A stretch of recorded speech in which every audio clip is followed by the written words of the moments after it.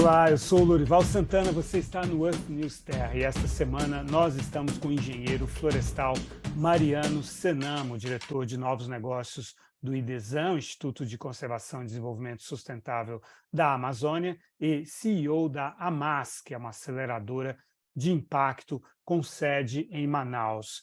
No episódio anterior, no domingo, a gente falou de forma bem prática sobre os negócios que a AMAS vem acelerando, sobre o modelo de investimentos e como que isso está ajudando a criar uma prosperidade para as pessoas que moram na Amazônia, sem com isso destruir a floresta.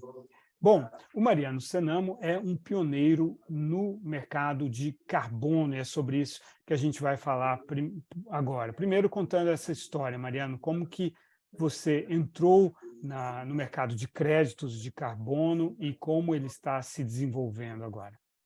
Vai ser um prazer, Lorival. Acho que, na verdade, foi o mercado de carbono que me levou a me mudar para a Amazônia. Eu vinha trabalhando com o tema quando ele era restrito ainda ao mecanismo de desenvolvimento limpo, e o foco eram projetos de energia e de restauração florestal.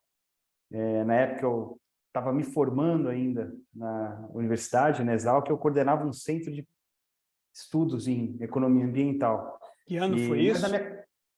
Isso foi em 2003. E ficava na minha cabeça, como pode o Brasil ter como maior fonte de emissões o desmatamento e nós não conseguirmos aplicar um mecanismo de mercado para conter esse processo, né, de devastação e de emissão de carbono. Então, nunca fez sentido para mim, e hoje faz pouco sentido para qualquer um que entra nesse tema, mas naquela época eram discussões muito calorosas em cima do tema. Nunca fez sentido você ter um mercado que não ataca, vamos dizer assim, a maior parte do problema. No caso do Brasil, mais de 70% das nossas emissões de carbono vem do setor de uso da terra e florestas e da agropecuária. Mas naquela época não existiam mecanismos para isso. E foi com isso que eu me mudei para Manaus durante um tempo, na época da conclusão do meu estágio profissionalizante. Na Exalc, você tem, nos últimos 6 meses da faculdade, você pode trocar aulas por fazer um estágio em algum lugar. E aí eu fui encontrar um ex-professor da Exalc, Virgílio Viana, que era secretário de Estado de Desenvolvimento Sustentável do Amazonas, na época. Já entrevistamos aqui, Virgílio Viana, presidente da Fundação Amazônia Sustentável. Hoje, e ex-professor professor da Exalc, né? Escola de Agricultura Luiz de Queiroz, é isso? Exatamente. Exalc, Escola Superior de Agricultura. Luiz de Queiroz, da Universidade de São Paulo. Que fica em Piracicaba? Em Piracicaba. E aí eu fiquei esses 6 meses no Amazonas, conheci muita gente, aprendi demais, e voltei para Piracicaba, concluí, me formei, e decidi ir para a Costa Rica, que é onde se tinha o maior centro de excelência em metodologias de mensuração de carbono florestal. Isso em 2003. E aí pedi para o Virgílio uma carta de recomendação para eu poder receber uma bolsa e fazer meu mestrado. Meu foco era fazer o mestrado lá. Ele mandou a carta de recomendação e falou: poxa, mas já que você vai sair de Piracicaba, por que você não vem para cá fundar o IDESAN, fundar uma ONG? Nós estamos aqui no governo. Naquela época, poucas ONGs trabalhavam com esse foco de desenvolvimento sustentável. A grande maioria das organizações, naquela época, trabalhava com pesquisa e conservação de florestas. Tinha essa de desenvolver negócios, desenvolver cadeias de valor, utilizar mecanismos de mercado. Isso era inexistente, praticamente, naquela época. E aí eu acabei aceitando o convite e comecei, né, a desenvolver, tentar desenvolver projetos de pagamento por serviços ambientais e de remuneração da floresta pela redução das suas emissões de carbono. E ali foi quando nós juntos, né, a FAS e o IDESAN, desenvolvemos o projeto da RDS do Juma, que foi o primeiro projeto a ser certificado no padrão internacional, na época o Clima, Comunidades e Florestas, o CCB, já que o VCS e o Verra não tinham ainda uma metodologia aprovada para certificação de projetos de carbono para a rede. Que depois, inclusive, eu fiz parte da equipe que desenvolveu essa metodologia e aí, então, abriu a porta, vamos dizer assim, para uma onda de projetos, e hoje nós estamos passando por um momento muito interessante. O mercado de carbono explodiu nos últimos 2 anos, a demanda cresceu bastante, e de uma forma muito interessante, porque ela não veio motivada por tratados internacionais, que nem foi o que aconteceu com o MDL, ou seja, onde se induziu a demanda por compromissos assumidos pelos países perante a Convenção do Clima. O que está acontecendo agora é que as empresas estão tomando a liderança, independente de qualquer obrigação legal, de reduzir suas emissões e compensar aquilo que elas não conseguem reduzir, e por uma pressão forte de clientes e de acionistas, o que torna, acho que a demanda, né, a perspectiva de aumento por ambição em redução de emissões, e naqueles setores onde você não consegue reduzir suas emissões a zero, né, ou seja, uma indústria, ela precisa de energia, não, até que ela consiga instalar energia solar para rodar toda a sua operação, que não se faz em pouco tempo, ela vai ter que comprar créditos de carbono no mercado para ir fazendo, né, a sua parte, compensando, fazendo offsetting das suas emissões externamente. Então, isso tende a crescer demais a demanda por créditos. Concretamente, Mariano, uma pessoa ou uma comunidade, né, que tem uma terra na Amazônia, ela pode viver de crédito de carbono ou é uma combinação com outras atividades? Dá para a gente, por favor, uma dimensão do tipo de receita que o crédito de carbono pode gerar? Olha, poder ela pode, mas eu acredito que não é sustentável a longo prazo do ponto de vista financeiro, né? Então, primeiro porque os padrões de certificação de projetos que hoje dão acesso ao mercado, né? Então, dificilmente uma empresa, são poucas empresas que estão dispostas a comprar um crédito de carbono se ele não for certificado por um organismo internacional. No caso, o organismo que tem dominado esse mercado é o Verra, é uma organização atrelada ao mercado voluntário de carbono. E os custos de certificação de um projeto nesse processo, eles são altos. Então, dificilmente um pequeno proprietário florestal tem acesso a esse mercado. Tem que ser uma área muito grande.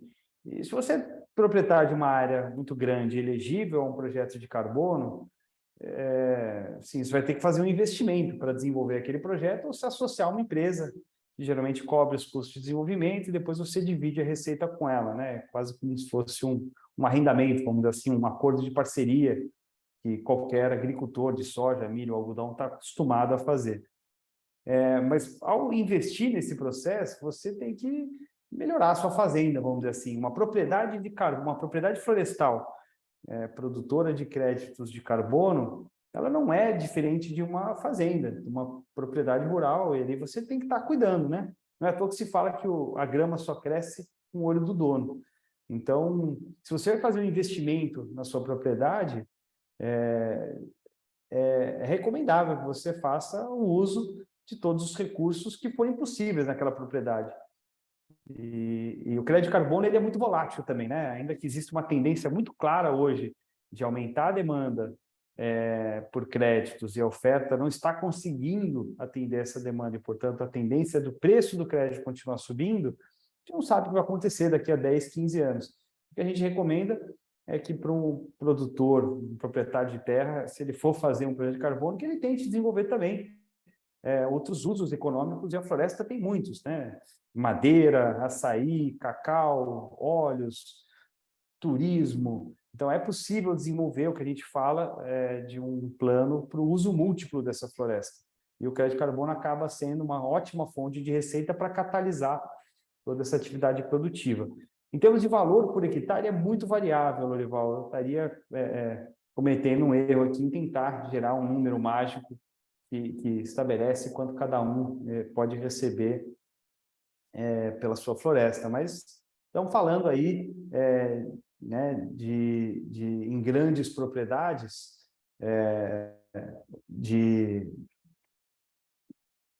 dá para se fazer algo em torno de 200 até 300 reais por hectare ano, em uma grande propriedade, em propriedades pequenas ou médias, onde você tem um custo transacional maior, estimaria algo em torno de R$ 100 a R$ 150 por hectare ano com a conservação da floresta.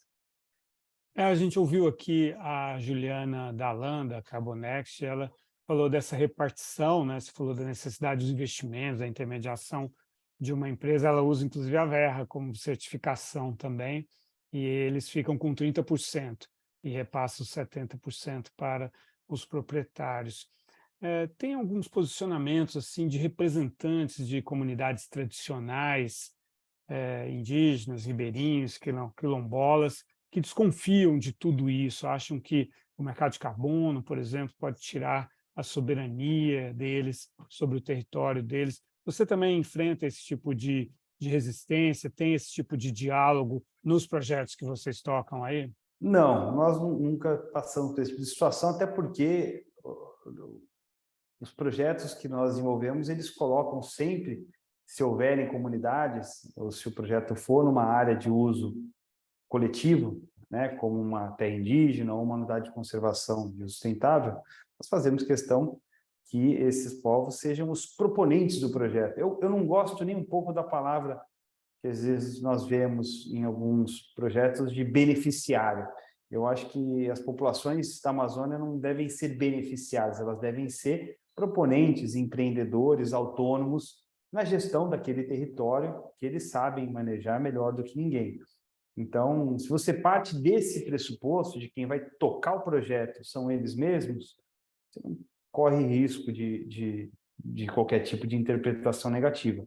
No entanto, existem sim, Lorival, empresas que fazem propostas diferentes, né? Propostas, às vezes, oportunistas de se aproximar de uma comunidade e querer desenvolver um projeto naquela área e oferecer ali um valor estabelecido, não sei eu como, de repartição, né, das eventuais receitas ou dos lucros a serem gerados com um projeto de carbono, e aí realmente é possível, né? As comunidades às vezes não são bem instruídas e acabam assinando contratos ruins, e são contratos de longo prazo. Quando você se mete a desenvolver um projeto de carbono, nós estamos falando de um projeto com duração de 25 anos, e uma vez amarrado isso juridicamente num contrato, se a proposta não for bem desenvolvida, e pode se meter numa furada, né? Então, a comunidade pode realmente se colocar numa furada. No início do primeiro episódio, no domingo, o Mariano falou do otimismo dele em relação ao Brasil, e certamente ele estava se referindo a esse governo que começou agora. O Earth News Terra não tem nenhuma posição político-partidária, mas a gente fala sobre policies, sobre políticas públicas. É claro que temos que falar. Então, esse vai ser um dos assuntos do nosso próximo episódio, além também da COP27, da qual o Mariano participou. Até lá, até quinta-feira, Mariano. Até mais, Lorival. Até quinta.